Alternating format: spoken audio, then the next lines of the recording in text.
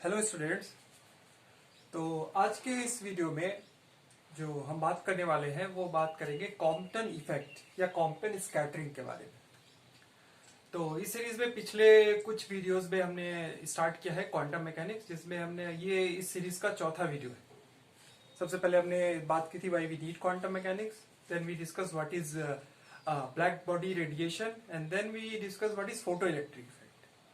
And today we are going to discuss what is Compton effect or Compton scattering. तो जैसा कि आपने पिछले वीडियो में देखा है कि फोटो इलेक्ट्रिक इफेक्ट जो है वो ये बता रहा था that also shows the particle aspects of radiation. तो उसी तरह कॉम्पटन इफेक्ट भी जो रेडिएशन के पार्टिकल एस्पेक्ट्स को ही बताता है। ये कॉम्पटन ने इसका एक्सपेरिमेंट किया, इसका फिर थ्योरी भी दिया।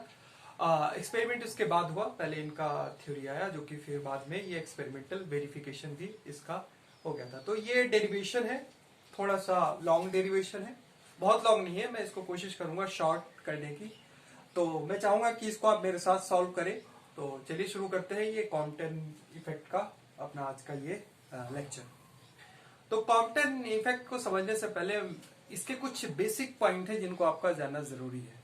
कुछ बेसिक पॉइंट मतलब कुछ बेसिक इक्वेशंस का फॉर्म आपको पता होना चाहिए, जैसे कि इलेक्ट्रॉन की रेस्ट मास एनर्जी क्या होता है, ठीक है, और फोटोन का एनर्जी क्या है, या उसका मोमेंटम के साथ एनर्जी मोमेंटम का क्या रिलेशन है, जिनका हमें यूज करना है।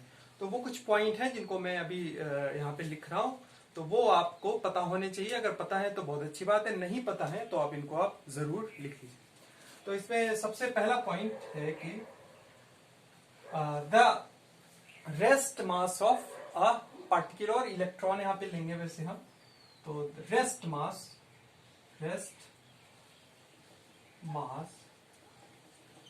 ऑफ अ पार्टिकल मतलब है कि क्वांटम पार्टिकल की यहां पे बात कर रहे हैं। इसको हम रिप्रेजेंट करेंगे अपने केस में E naught is equal to M naught C square. और यहाँ पे एम नॉट क्या है? This is the rest mass of the particle. Okay, अच्छा, नेक्स्ट जो इक्वेशन इसमें है ये कि that is energy. Rest mass of a particle की बजाय हमें लिखेंगे rest energy of a particle, rest energy of a particle. यानी पार्टिकल जब रेस्ट पे है तो उसका energy M naught C square हम कंसीडर करेंगे। Next, energy of photon, or you can say that electromagnetic radiation,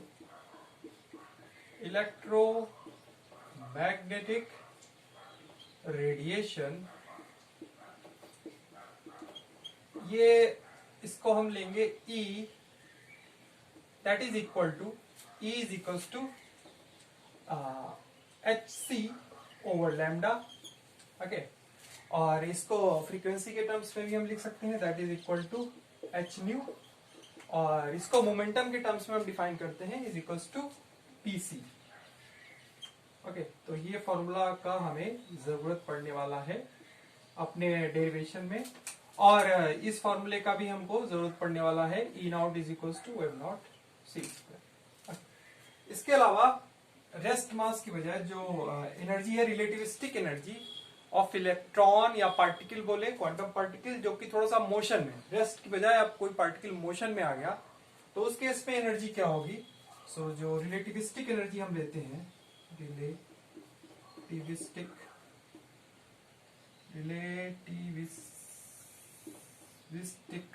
energy of particle, यहाँ पे हम इसको ई ऑफ स्मॉल ई से डिनोट करेंगे। इलेक्ट्रॉन बेसिकली हमें लेना है कॉम्पटन इफेक्ट में। तो that is equal to under root. तो इसमें क्या होता है कि रेस्ट मास एनर्जी तो रहेगी, that is E naught plus P square C square. इसमें मोमेंटम का टर्म भी ऐड होगा। अगर रेस्ट पे है तो ये वाला पार्ट जीरो हो जाएगा, तो वो ऑटोमेटिकली आपको यहाँ से एम नॉट सी स्क्वायर मिलेगा। यहाँ पे स्क्वायर का टर्म भी रहेगा, E naught square plus P square C square. तो ये तीन फॉर्मूले हैं, इनका हमको जरूरत पड़ने वाला है, ठीक है। और मोमेंटम की अगर बात करें तो मोमेंटम का हम जो फॉर्मूला लेते हैं मोमेंटम के लिए, momentum P that is equal to h upon lambda, that is equal to h upon lambda. एक फॉर्मूला हम ये भी यूज करेंगे। तो ये चार फॉर्मूले का हम यूज करके अपना ये क्वांटम जो इफेक्ट है या क्वांटम स्कैटरिंग है इसका हम डेरिवेशन करेंगे। ओके, तो ये नोट कर ले, फिर मैं आगे बढ़ता हूं इसमें। तो आगे बढ़ते हैं इस टॉपिक पे। तो जैसा कि मैंने बताया आपको कि क्वांटम इफेक्ट जो है ये आपको बताता है पार्टिकल एस्पेक्ट्स में, यानी यहाँ पे जो इलेक्ट्रोमैग्नेटिक रेडिएशन है वो वेव ना होके पार्टिकल नेचर शो करता है। तो कैसे हो रहा है जरा देखते हैं। तो इसमें कंसीडर करेंगे हम एक फोटोन या एक्स रे कंसीडर किया था।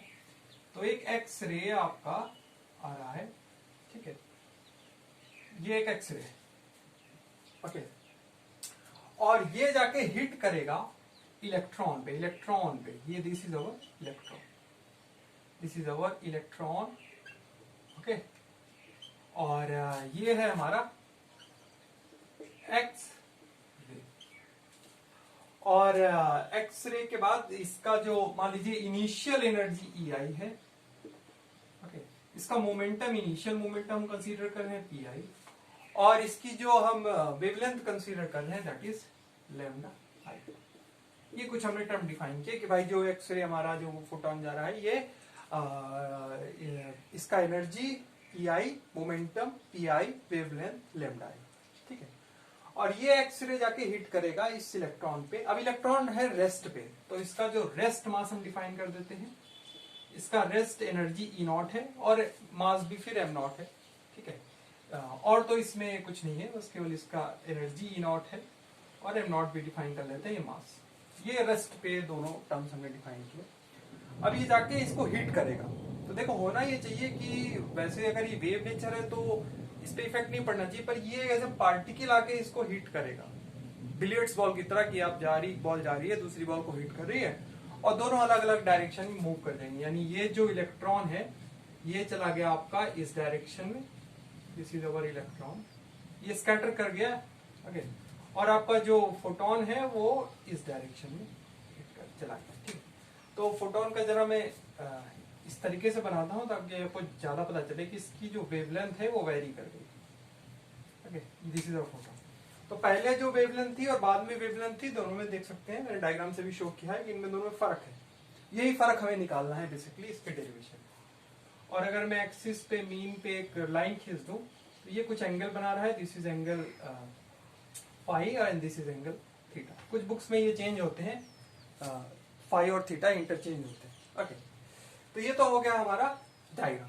तो ये जो एक्सरे हमने क्यों कंसीडर किया, एक्सरे इस कंसीडर किया इसकी वेवलेंथ जो है कंपेटेबल होनी चाहिए इस इलेक्ट्रॉन के साइज के साथ, ताकि ये इसको हिट कर सके, ओके। और अब ये जो कोलिजन हो रहा है, ये कोलिजन की एक पार्टिकल आया, इसको हिट किया और दोनों फिर बाद में मूव करने लगे। कुछ टर्म यहाँ पे भी डिफाइन कर देते हैं। ये इलेक्ट्रॉन जो है मूव जो स्कैटरिंग के जो कोलाइड करने के बाद का जो इलेक्ट्रॉन है, यानी स्कैटर्ड इलेक्ट्रॉन है, इसका एनर्जी है ई और स्मॉल। और इसके कुछ टर्म डिफाइन कर देते हैं। तो इस जो हमारी स्कैटर्ड फोटोन मिला है एक्सरे, इसका जो एनर्जी है that is E final and momentum है पी फाइनल और वेवलेंथ है लैम्डा फाइनल, ओके। तो this is our diagram of this Compton scattering. अब इसको हम करेंगे प्रूफ, ठीक है। प्रूफ करेंगे, बहुत बेसिक फिजिक्स के रूल लगेंगे इस पे, इसके प्रूफ में। तो इसमें एक पॉइंट मैं डिफाइन कर रहा हूं, that is very important line. The point is the collision is elastic collision, okay। ये जो कोलिजन हो रहा है दैट इज इलास्टिक कोलिजन।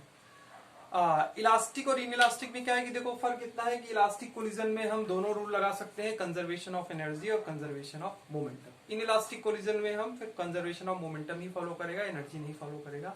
और वैसे भी कोलिजन इलास्टिक ही होगा, क्योंकि देखो ये फोटोन है that is also structureless, this is very elementary particle. और इलेक्ट्रॉन इज आल्सो स्ट्रक्चरलेस, मतलब इसका कोई स्ट्रक्चर नहीं, इलेक्ट्रॉन के अंदर फिर कुछ नहीं है, अब तक तो यही डिस्कवर है, आगे का पता नहीं।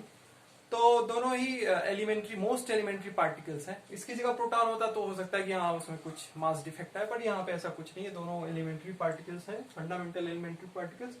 तो ये इनमें कोई चेंजेस नहीं हुआ। ये जाके जैसे बॉल आपने लिया और शीशे पे मारा, बॉल अगर वापस आपके हाथ में आ गई तो इलास्टिक, अगर वो शीशा टूट गया, थोड़ा सा मास में चेंज आया, तो फिर वो इनइलास्टिक हो जाएगा, एनर्जी कंजर्व नहीं होगा। ओके, तो ये तो है, इसमें इलास्टिक कोलिजन है, तो हम अपने दोनों कंजर्वेशन लॉ लगा सकते हैं, यानी हम इसमें एनर्जी और मोमेंटम दोनों कंजर्वेशन लॉ लगाएंगे, और उसी के थ्रू हम अपना जो वेवलेंथ है, हमारा टारगेट क्या है, टारगेट ये है कि जो ऑब्जर्व किया था कॉम्पटन ने, वो ये कि ये जो एक्सरे हिट करेगा इसमें, तो उसके बाद जो स्कैटर्ड एक्सरे होगी जो आपकी, उसकी वेवलेंथ बदल जाएगी, ठीक है, उसकी वेवलेंथ बढ़ जाएगी और या फ्रीक्वेंसी कम हो जाएगी, ठीक। तो इसी को हमें प्रूफ करना है कि वो वेवलेंथ में कितना जो बदलाव है, कितना चेंजेस है, वो हम डिराइव करने वाले हैं अपने आगे के पार्ट में। तो सबसे पहले हम लगाएंगे, इसमें लगाएंगे momentum conservation. Okay, so apply conservation of momentum. Momentum conservation का प्रिंसिपल क्या है कि इनिशियल और फाइनल मोमेंटम कंजर्व रहेगा, ठीक है, यानी इससे कोलिजन से पहले का जो मोमेंटम है, टोटल मोमेंटम, और इसके बाद का, कोलिजन के बाद का जो मोमेंटम है, वो कंजर्व रहेगा। ओके, यानी we can say that before collision, after collision momentum is conserve, so we can say that what is the momentum before collision. Momentum का हमें इक्वेशन बनाना है, तो कोलिजन से पहले यानी क्या क्या हमारे मोमेंटम है, तो एक तो ये हमारा जो एक्सरे है, ठीक है, वो मोमेंटम कैरी किए हुए, तो उसका मोमेंटम लिख लेते हैं, that is P I. Okay, P I. अब इसका मोमेंटम क्या है, इसका मोमेंटम क्या होगा, इसका मोमेंटम जीरो होगा, बिकॉज ये तो रेस्ट पे है, रेस्ट पे है तो कोई मोमेंटम कैरी नहीं करेगा, तो plus zero that is equal to, या अब इसके पास भी कुछ मोमेंटम होगा, यहां पे भी मोमेंटम इसका डिफाइन कर देते हैं, पीई, इलेक्ट्रॉन का जो मोमेंटम अभी मोशन में आ गया ना, अभी स्कैटर किया, इधर इधर भाग रहा है, तो इसके पास भी कुछ मोमेंटम है, तो उसको हम पीई से डिफाइन किया है। तो ये इनिशियल देन फाइनल, फाइनल में क्या है, पीई प्लस, अब इसका भी कुछ मोमेंटम है, हमने डिफाइन किया फाइनल मोमेंटम, ठीक है, इस जो हमारी एक्सरे है, तो इसका मोमेंटम कितना है, पी एच। अच्छा, अभी इस मोमेंटम कंजर्वेशन को आप बुक में देखेंगे, बहुत सारी बुक्स में इसका कंपोनेंट लिया, हॉरिजॉन्टल कंपोनेंट और वर्टिकल कंपोनेंट, और फिर उन दोनों को अलग अलग कंजर्वेशन लगा के, एक्स कंपोनेंट का अलग और वाई कंपोनेंट का अलग अलग कंजर्वेशन 2 बार लगा के वो इक्वेशन बनाया, पर यहाँ पे हम इसको डायरेक्ट करेंगे, ठीक है, यानी इसको हम वेक्टर के फॉर्म में लेंगे और इसके कंपोनेंट में लाने के, ये ज्यादा इजी अप्रोच है, ये ज्यादा इजी अप्रोच है, इससे हमारी कैलकुलेशन बहुत सारी रिड्यूस हो जाएगी, आपको इतना पैनिक नहीं होगा, ठीक है। बस आपको एक रूल पता होना चाहिए, वो मैं भी डिस्कस कर दूंगा, उस छोटे से रूल से हमारी इक्वेशन ही बड़ी इजी हो जाएगी। तो P I is equal to PE plus P F, तो इसको थोड़ा सा मैं चेंज कर रहा हूं, इसको पीई इज इक्वल टू निकाल के vector PE is equal to that is P I minus P F, ये बन गई हमारी मोमेंटम की इक्वेशन, वेक्टर इक्वेशन ये हमारी बनी है। तो अब जरा इसका मॉड देख लेते हैं, यानी मैग्नीट्यूड कितना होगा। So magnitude of this PE, that is equal to magnitude of this PI minus PF। अब ये वैल्यू कितनी होगी, तो ये तो आपको पता ही होगा कि दो वेक्टर का एडिशन रूल से आप निकाल सकते हो, एक वेक्टर इस साइड है, एक वेक्टर इस साइड है, तो vector A plus vector B, ठीक है, vector A plus vector B हम निकाल लेते हैं, इनका रिजल्टेंट का फॉर्मूला होता है vector A plus vector B का mod, that is equal to under root A square plus B square plus AB cos theta, 2AB cos। और वहीं पे अगर इसका माइनस लें, यानी ये वेक्टर इसका इस साइड में आ जाए, यानी A minus B, mod of A minus B, तो इसमें पाई का फर्क आएगा, तो ये आ गया फॉर्मूला बनेगा A square plus B square minus 2ab cos. ये वाला बेसिकली फॉर्मूला हम यूज करना है अपने डेरिवेशन में, हम ये वाला फॉर्मूला यूज करेंगे। ओके, तो यानी a माइनस बी, तो हमारा ये एक इक्वेशन बनेगा, ये मैं मिटा रहा हूँ। अगर आपको अभी भी ये क्लियर नहीं हुआ वेक्टर एडिशन या सब्सट्रैक्शन का, तो आप थोड़ा सा रिवीजन करें अपने पुराने कॉन्सेप्ट को। यहाँ पे हम लगा सकते हैं, क्योंकि ये जो वीडियो बना रहे हैं बेसिकली बीएससी और बीटेक या एमएससी के स्टूडेंट्स के लिए, तो इतना तो हम कर सकते हैं, क्योंकि कंपोनेंट वाइज अगर करेंगे तो वो भी आप कर सकते हो, वो अप्रोच भी है, पर उसको थोड़ा सा लेंदी है। तो यहां से हमने निकाला that is PE is equal to, अभी मैग्नीट्यूड है, this is magnitude, under root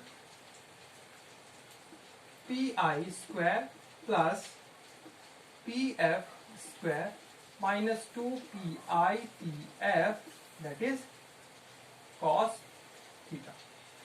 So from here we can have this pe square is equals to pi square plus pf square minus 2pi pf cos of theta. This is our equation number 1। और ये equation हमें कैसे मिली? By applying conservation of momentum. बहुत आसानी से, देखिए कितने कम स्टेप्स में आ गई। वहीं पे आप कंपोनेंट में करोगे तो ये बहुत आधा पेज तो यही हो जाएगा, पर देखो एक कुछ फ्यू लाइंस में ही हमने इसको फाइंड आउट किया। ये इक्वेशन मोमेंटम कंजर्वेशन का लगा के हमने ये पीई स्क्वायर निकाल लिया। ओके, ये हमारे लिए काम की इक्वेशन है। बाकी का इक्वेशन मैं मिटा देता हूँ, इसको मैं कहीं पे यहाँ पे लिख लेता हूँ, क्योंकि इसको हम बाद में यूज करेंगे। ओके, तो बाकी का मैं यहाँ पे ये रख कर रहा हूं, आगे बढ़ेंगे इसमें। या ये इक्वेशन है हमारी, इसको मैं इधर लिख लेता हूं, ये हमारे आगे काम आने वाली है। That is P E square is equal to P initial plus P final square minus 2pi pf cos of theta. इसको हम करेंगे बाद में यूज, तो अभी मैं ये मिटा रहा हूं फिर। ओके, अब हम लगाएंगे एनर्जी कंजर्वेशन। सो अप्लाई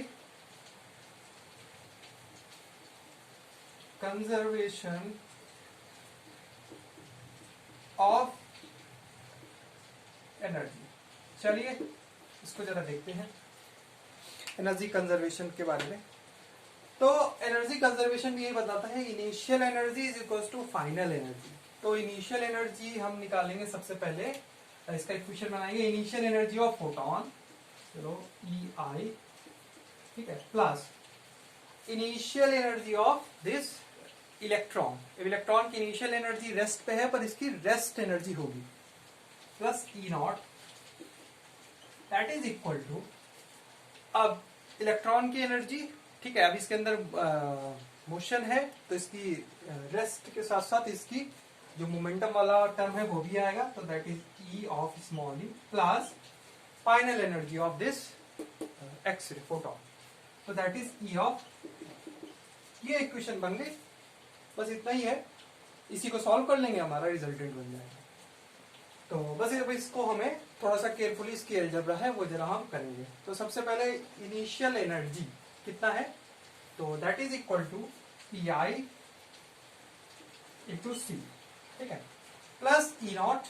ई नॉट को भी हम ऐसे लिखा रहने देते हैं, बहुत इसको कम वैल्यू सब्स्टिट्यूट करेंगे ताकि हमें सब कुछ लास्ट में इसमें पुट करेंगे, is equal to E of E of E, तो that is equal to under root E naught square plus PE square C square plus final energy.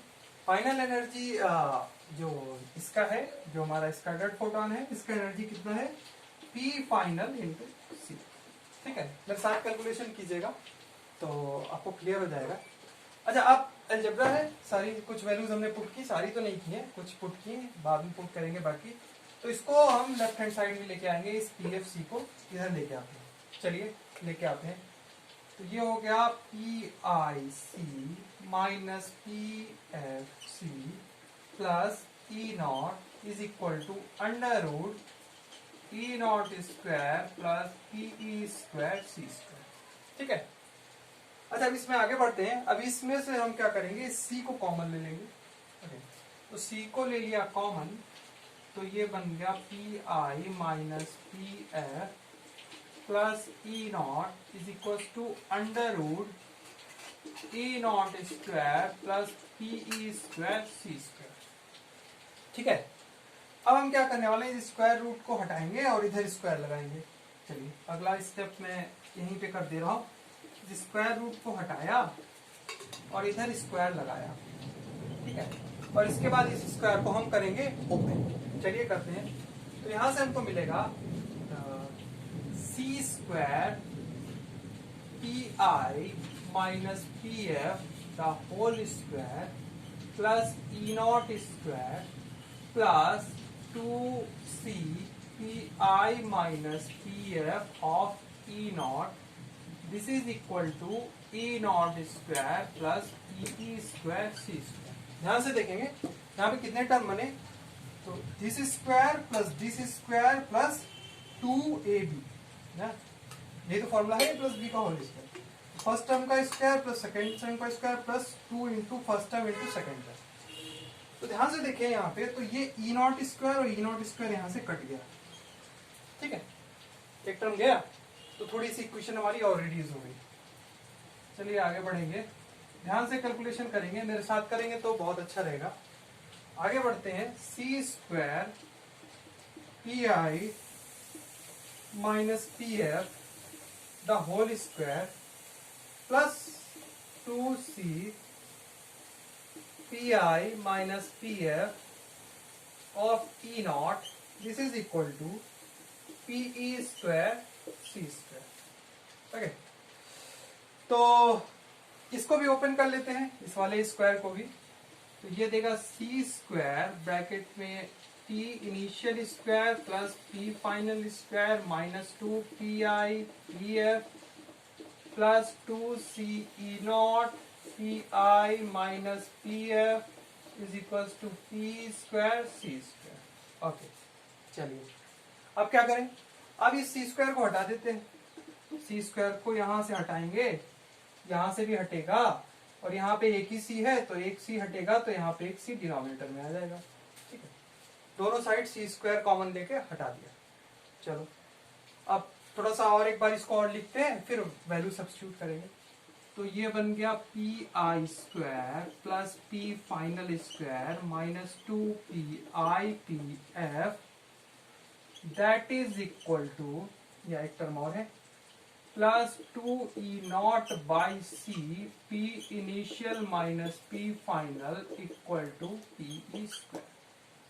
अब हमारी ये इक्वेशन बन गई। ओके, अभी कुछ भी सब्स्टिट्यूट नहीं किया है, सब p के फॉर्म में है और ई नॉट के फॉर्म में है।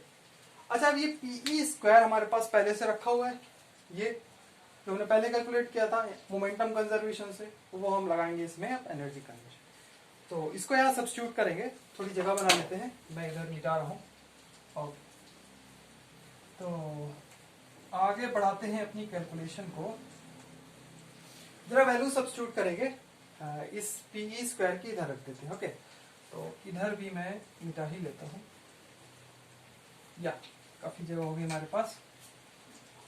तो इस इक्वेशन को मैं यहाँ पे लिखने जा रहा हूँ, P I square plus P F square minus 2 P I P F plus 2 E naught by C P I minus P F, this is equal to P I square plus P F square minus 2 P I P F cos theta. Okay, तो आप देखो यहाँ से कुछ हो रहा है क्या, कुछ कैलकुलेशन रिड्यूस हो रही है। तो ये पी आई से पी आई कट गया, पी एफ स्क्वायर से पी एफ स्क्वायर कट गया, और हमारी इक्वेशन रिड्यूस हो गई, और हमारी इक्वेशन रिड्यूस हो गई। ओके, तो अब हमारे आगे क्या बनता है इक्वेशन। ओके, तो इसमें क्या करेंगे हम, इधर रख दो आप, इस वाले टर्म को इधर ले जाते हैं। ठीक है, इस वाले टर्म को इधर ले जाते हैं, तो ये बनेगा 2 पी आई पी एफ, इसको उधर ले गए। ठीक है, उधर ले गए तो ये देगा that is minus 2 P I P F cos theta is equal to 2E0 upon C P I minus P F. ठीक है, थोड़ा सा इंटरचेंज किया है मैंने, वो हम कर सकते हैं, इतना मैथमेटिक्स तो हम प्ले कर सकते हैं इतना मैथमेटिक्स के साथ। तो ये वाला टर्म इधर आ गया और ये दोनों मिलके इस टर्म को डिफाइन किए। अब इसमें से ये 2 तो कट रहा है, 2 और कट गया। अब यहां से पी आई और पी एफ को ले लेते हैं कॉमन आउट। ठीक है, तो इसमें से पी आई पी एफ को ले लिया कॉमन आउट, ये बन गया 1 minus cos theta is equal to E0 over C P I minus P F. Okay, तो P I P F 1 minus cos theta is equal to E0 over C P I minus P F. Okay, अब इसके बाद अब हमें कुछ इसमें value हम substitute करेंगे। तो पी आई का वैल्यू हमें पता है, हमने पहले डिफाइन किया हुआ है, जरा पीछे देखेंगे पलट के तो पता चलेगा। P I is nothing but H C over lambda I. ठीक है, सॉरी सी नहीं, वो तो एनर्जी बन जाएगा, H over lambda I. P F is equal to H over lambda F. ठीक है, और इसके बाद rest mass energy E naught is equal to M naught C square. ये 3 वैल्यूज मैंने पहले ही डिफाइन की है, डेरिवेशन से पहले ही मैंने आपको ये नोट कराया था। अब ये तीनों का वैल्यू हम पुट करेंगे इस इक्वेशन में। चलिए पुट कर देते हैं। पी आई की वैल्यू यहाँ पे डालें। ठीक है, पी आई की वैल्यू यहाँ डालें तो ये हो गया H over lambda I into H over lambda F. This is equal to 1 minus cos theta. This is equal to E0 की वैल्यू डाल दें, M naught C square divide by C, that is P I minus P F. P I की value हमने define की है H over lambda I minus H over lambda F. ठीक है, तो इसके बाद आगे बढ़ेंगे। यहां से सी कैंसिल आउट हो गया। ओके, अब इसमें से h कॉमन ले लें क्योंकि हमें h हटाना है। तो इधर वैसे क्या बना, इधर बना H square divide by lambda I into lambda F 1 minus cos theta. This is equal to, यहां से h कॉमन ले लें तो H M naught C 1 over lambda I minus 1 over lambda F. ठीक है, तो यहां से h कैंसिल आउट हो गया। ओके, और इसको अगर हम यहाँ पे इसको थोड़ा सा अलजेब्रा करें, इसको शॉर्ट आउट करें, एलसीएम ले लें, तो ये इक्वेशन को हम बना सकते हैं। अगले लाइन में मैं लिख रहा हूँ वरना आप कंफ्यूज हो जाएंगे। तो नेक्स्ट लाइन में ऑलमोस्ट हमारा डेरिवेशन कंप्लीट है। इसमें अब इतना कुछ कैलकुलेशन बचा नहीं है, जो भी कैलकुलेशन थी हमने कर ली।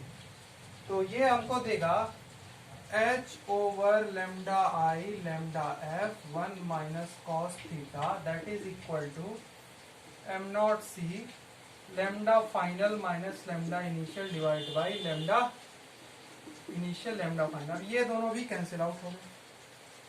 और तो ये हमें क्या देगा, एम नॉट को इधर ले आएंगे। ठीक है, एम नॉट को हम ले आएंगे और यहाँ पे ये था एम नॉट के साथ साथ सी भी है, एम नॉट इंटू सी।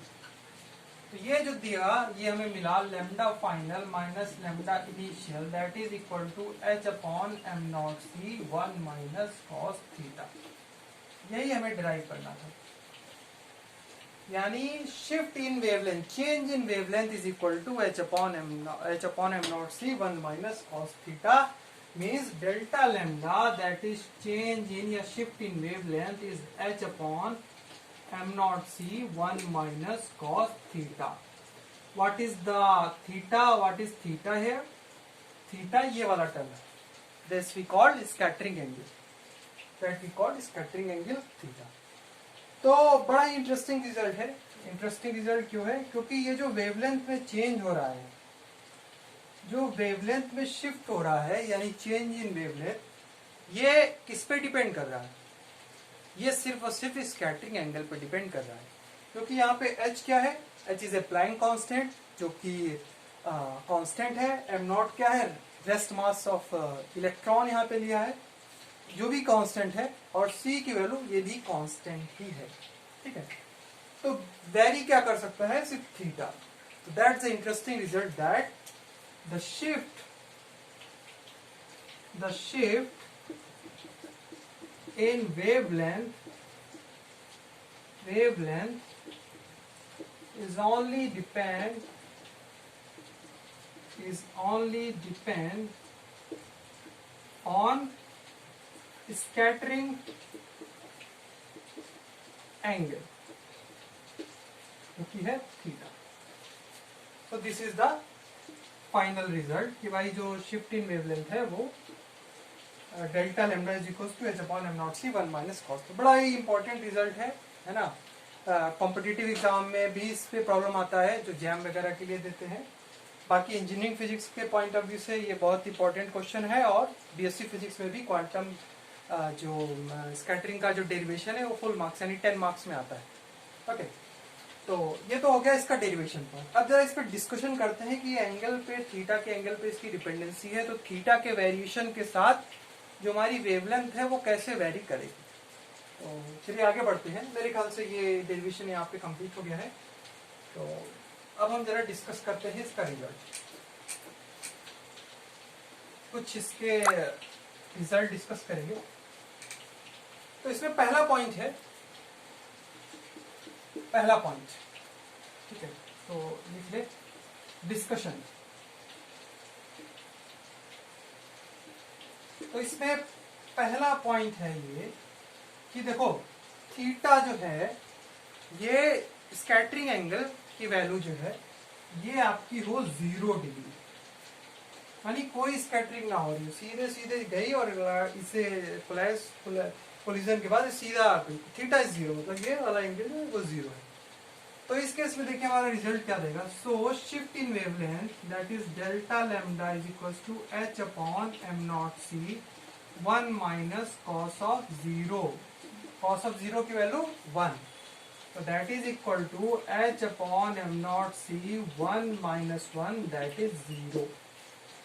तो शिफ्ट इन वेवलेंथ क्या हो गई 0। So no shift in wavelength, no shift in wavelength, कोई वेवलेंथ में चेंज नहीं हुआ। सेकेंड पॉइंट, अगर ये थीटा की वैल्यू कितनी हो जाए π/2 हो जाए, यानी ये इससे टकराने के बाद ये बिल्कुल π/2 एंगल पे निकल जाए अपनी इनिशियल जो इसका जो पोजीशन है, यानी हॉरिजॉन्टल एक्सिस से डायरेक्ट π/2 का एंगल बनाए, तो इस केस में क्या होगा cos π/2 की वैल्यू आपको पता है दैट इज इक्वल टू 0। तो इस केस में हमारी जो शिफ्ट इन वेवलेंथ होगी that is H upon M naught C 1 minus 0 that is equal to H upon M naught सी।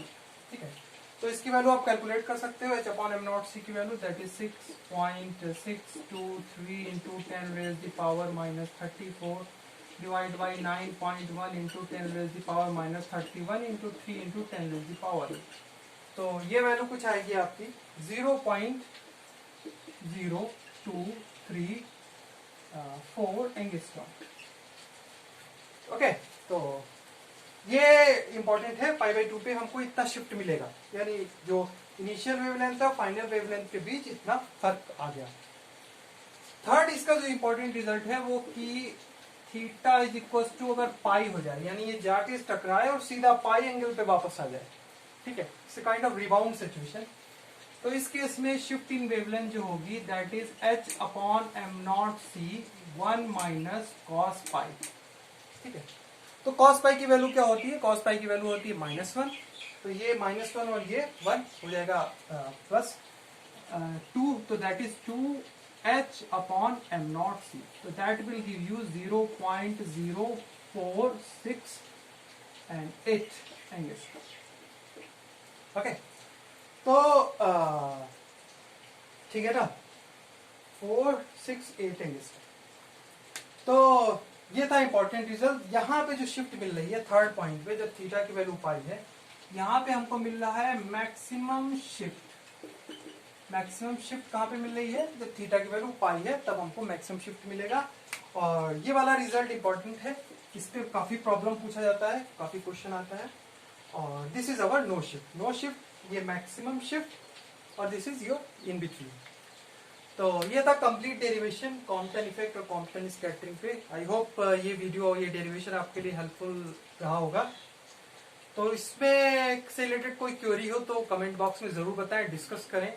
जो भी इससे रिलेटेड आपको पॉइंट्स आपको समझ में आए या नहीं समझ में आए वो आप जरूर बताएं कमेंट बॉक्स में। तो इस सीरीज में हम अब अगला वीडियो लाएंगे। यहाँ पे कॉम्पटन इफेक्ट पे एक तरीके से हमारा ये कंप्लीट हो गया कि जो